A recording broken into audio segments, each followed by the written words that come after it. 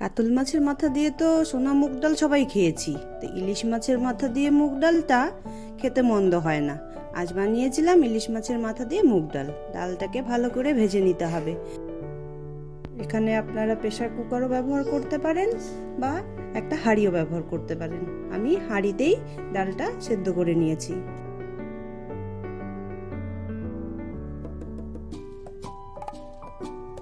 মাছের মাথাটা লবণ হলুদ দিয়ে মাখিয়ে নেব।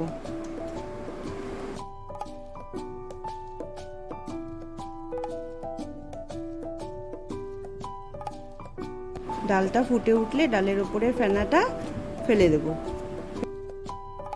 অ্যাড করে দেব লবণ।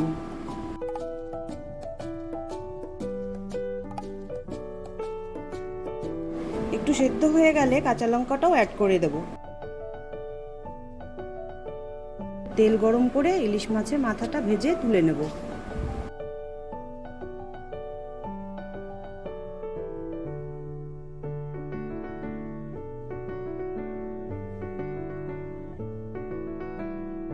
ফোড়নে দেব দুটো শুকনো লঙ্কা, একটু জিরে আর একটা তেজপাতা।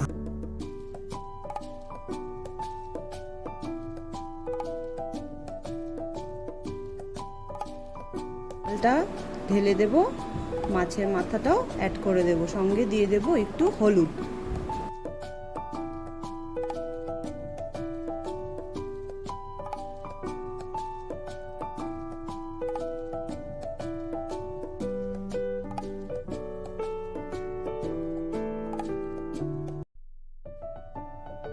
ডালটা ফুটে উঠলে একটু ভাজা জিরের গুঁড়ো অ্যাড করে দেব।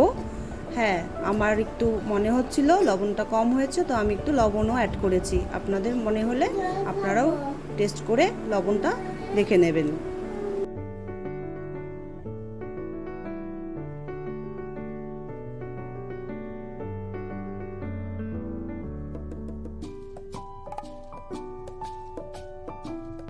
তৈরি হয়ে গেল আমার ইলিশ মাছের মাথা দিয়ে মুগ ডাল।